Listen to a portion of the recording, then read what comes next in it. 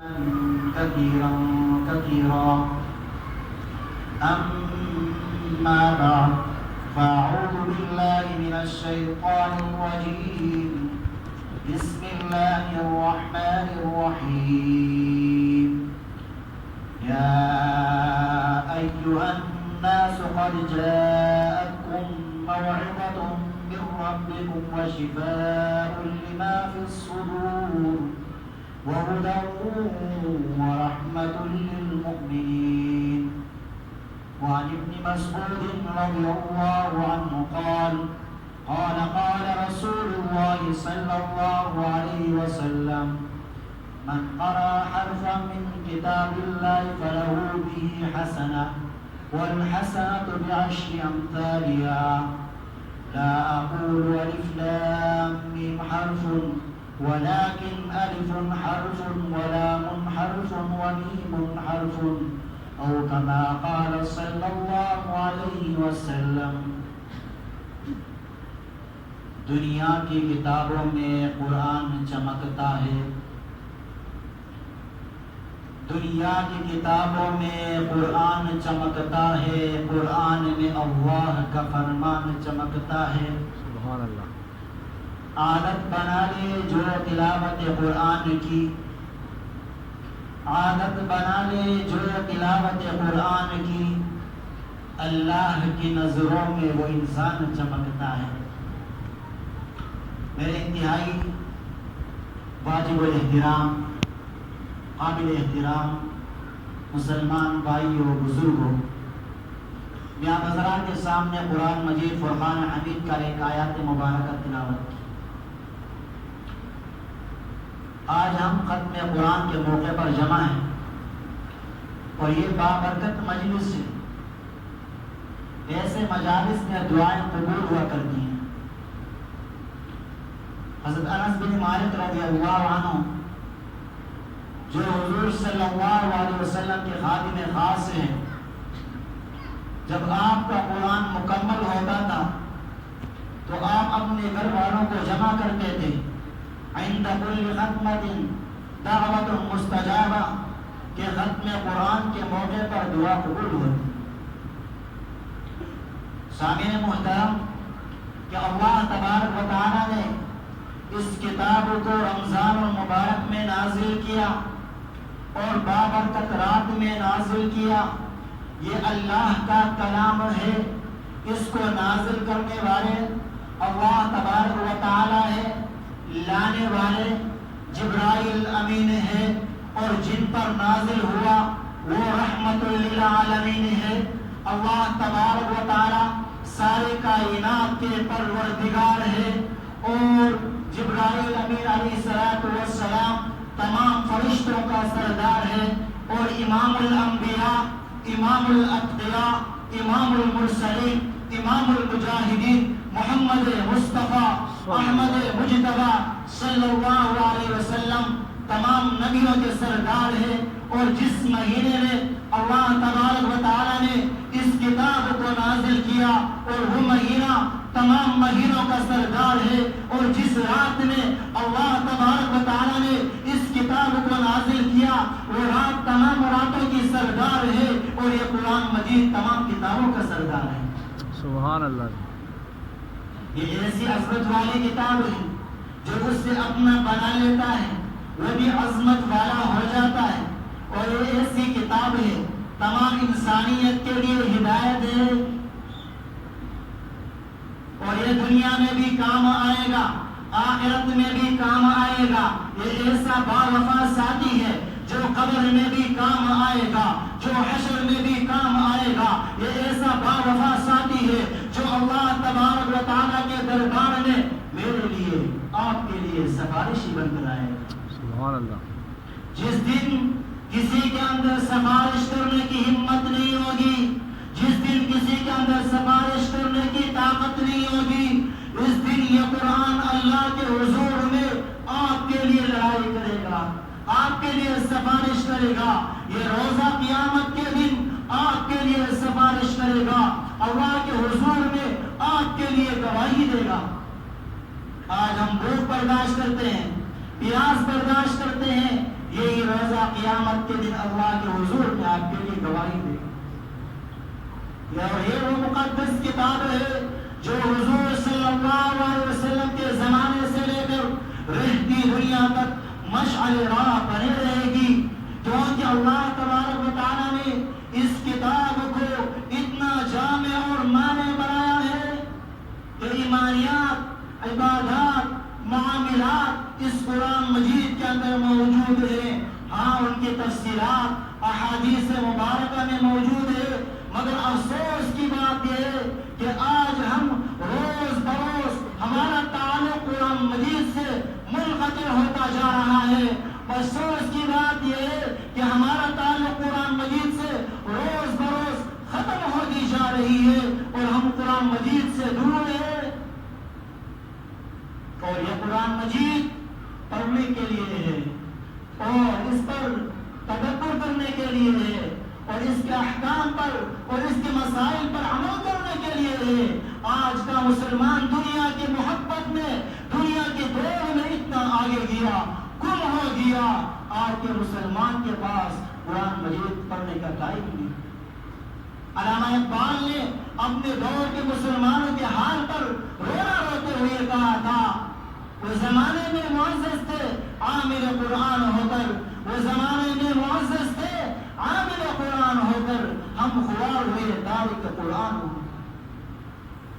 میرے بھائی عزیزو، یہ وہ کتاب ہے جس کے ایک حرف پر 10 نیکیاں ملتی ہیں۔ من قرأ حرفا من کتاب اللہ فلہ بہ حسنہ، جو کتاب اللہ کا ایک حرف پڑھے گا اس کو اس کے بدلے میں ایک نیکی ملے گا۔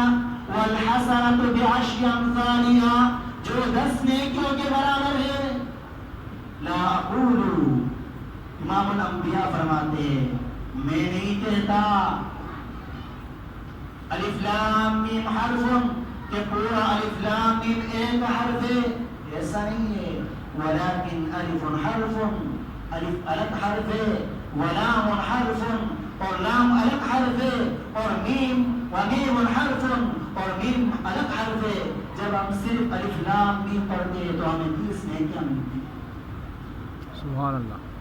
میرے بھائی عزیزو، یہ وہ کتاب ہے جو اللہ تبارک و تعالیٰ کے دربار میں آپ کے لیے سفارشی بن کر آئیں گے۔ اور یہ روزہ جو ہم آج روزہ رکھتے ہیں کہ اللہ کے حضور میں سفارشی بن کر آئے۔ الصیام والقرآن یشفعان للعبد یوم القیامہ، یہ روزہ قرآن قیامت کے دن بندے کے لیے سفارشی بن کر آئے۔ یقول الصیام، روزہ کہے گا رب منعت الطعام والشراب بالنہار، اے میرے رب میں نے اس کو کھانے سے پینے سے روکے رکھا دن میں۔ فشفعنی فیہ، اے میرے رب اس کے حق میں میری سفارش کو قبول فرما۔ ویقول القرآن، اور قرآن کہے گا ربی منعت النوم باللیل، کہ میں نے اس کو سونے سے روکے رکھا۔ اور دن میں بھی یہ قرآن پڑھتا تھا اور راتوں کو بھی یہ قرآن پڑھتا تھا، نماز میں بھی قرآن پڑھتا تھا، تہجد کی نماز میں بھی قرآن پڑھتا تھا، نوافل میں بھی قرآن پڑھتا تھا۔ فشفعنی فیہ، اے ہمارے رب اس کے حق میں میری سفارش قبول فرما۔ فیشفعان، اور دونوں کی سفارش قبول کی جائے۔ سبحان اللہ جی۔ اگر آج ہم اس قرآن سے دور رہیں گے اور یہی قرآن قیامت کے دن آپ کے خلاف گواہی دے، آپ کے حق میں گواہی نہیں دے گا، آپ کے خلاف میں گواہی دے۔ اور سب سے پہلے حضور صلی اللہ علیہ وسلم اللہ کے دربار میں شکایت کریں۔ وقال الرسول یا رب ان قوم اتخذوا هذا القرآن مهجورا، رسول فرمائیں گے اس دن، اے ہمارے رب میری اس قوم نے قرآن کو بالکل چھوڑ بیٹھی تھی، نہ اس پر یقین رکھتا تھا، نہ تلاوت کرتا تھا، نہ اس کے احکام پر عمل کرتا تھا۔ جب آپ کے خلاف پیغمبر آئے تو اس وقت جتنا بھی افسوس کریں گے وہ کارآمد نہیں ہوگا۔ اور یہی قرآن قیامت کے دن یا آپ کے حق میں سفارشی بن کر آئے گا یا آپ کے خلاف میں سفارشی بن کر آئے گا۔ القرآن حجت لک علیک، قرآن تو یا آپ کے حق میں سفارشی بن کر آئے گا، آپ کے حق میں گواہی دے گا، اور علیک یا آپ کے خلاف گواہی دے گا۔ میرے بھائیو عزیزو، یہ قرآن ہمارے لیے نصیحت ہے،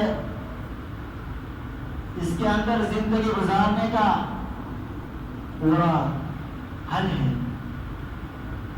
یا ایھا الناس قد جاءتکم موعظۃ من ربکم وشفاء لما فی الصدور، اے لوگوں، اے ایمان والوں نہیں کہا، تمام لوگوں سے کہا جا رہا ہے، اے لوگوں، قد جاءتکم موعظۃ من ربکم، تمہارے رب کی طرف سے تمہارے پاس نصیحت آ چکی ہے۔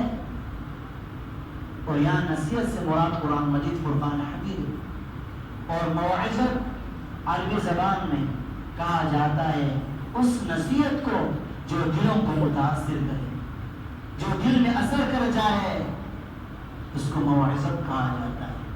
وشفاء لما فی الصدور، اور دلوں کے اندر جو بیماریاں ہیں ان بیماریوں کے لیے قرآن مجید فرقان حمید شفا ہے۔ سب سے بڑی بیماری شرک، اور اس کے بعد گناہ ہے، ان گناہوں کے لیے کیا ہے؟ شفا ہے۔ وَهُدًى وَرَحْمَةٌ لِّلْمُؤْمِنِينَ، اور یہ قرآن مجید ایمان والوں کے لیے رحمت ہے اور ہدایت ہے۔ اللہ تبارک و تعالیٰ نے اس کتاب کے اندر ایسی تاثیر رکھی ہے جو دنیا کے اندر کسی بھی کتاب کے اندر وہ تاثیر نہیں ہے۔ اس قرآن کو پڑھنے کے بعد، دیکھنے کے بعد لوگوں کا زندگی بدل گئی۔ کوئی بھی اپنا مذہب نہیں چھوڑتا، اپنا عقیدہ نہیں چھوڑتا، اگر جو باطل پر ہی کیوں نہ ہو، وہ اپنے مذہب کی دفاع کرتا ہے اور اس کے لیے کھڑا ہوتا ہے۔ لیکن قرآن مجید ایک ایسی کتاب ہے، اس کو سننے کے بعد لوگوں نے اسلام قبول کیا۔ جب مکہ مکرمہ کے اندر کافروں نے صحابہ کو بہت تنگ کیا، جب ظلم و ستم کے بازار گرم تھے، ہر طرف سے تکالیف، حضور صلی اللہ علیہ وسلم نے صحابہ کو ہجرت کرنے کی اجازت دی۔ صحابہ جا رہے ہیں حبشہ کی طرف، کچھ صحابہ نے، اور اس وقت حبشہ کا جو حکمران تھا وہ نجاشی، ان کے پاس گئے۔ نجاشی نے کہا آپ کون ہو، کہاں سے آئے ہو؟ تو اس وقت ان کے سامنے حضرت جعفر طیار رضی اللہ عنہ اسلام کی حقانیت پر ایک زبردست تقریر دی، جو حضرت علی المرتضیٰ رضی اللہ عنہ کے بھائی ہیں۔ کہا کہ پہلے ہم سود کھاتے تھے اور ہم بچوں کو زندہ گرگور کرتے تھے، اور ہمارے ہاں جھوٹ عام تھی، شراب عام تھی۔ ایک پیغمبر آیا، ایک شخص آیا، اس نے ہمیں سچائی کا حکم دیا۔ اس نے بتایا کہ ماں کے یہ حقوق ہیں، بیٹی کے یہ حقوق ہیں، اولاد کے یہ حقوق ہیں۔ اس کے بعد نجاشی کے سامنے حضرت جعفر طیار رضی اللہ عنہ سورہ مریم تلاوت، کافھا یا عین صاد ذکر رحمت ربک عبدہ زکریا، آپ تلاوت کرتے تھے، اور نجاشی کی آنکھوں سے آنسو جاری ہوئی، اور جو وزراء بیٹھے تھے ان کی آنکھوں سے بھی آنسو جاری ہوئی، اور اسی وقت انہوں نے اسلام قبول کر دیا۔ ایک ایسی کتاب ہے، اس کتاب نے نجاشی کو اور ان کے وزراء کی زندگی کو بدل دیا۔ دنیا کے اندر کوئی ایسی کتاب نہیں ہے جس کو سننے کے بعد کسی نے مذہب چھوڑ دیا۔ رسول اللہ صلی اللہ علیہ وسلم کے پاس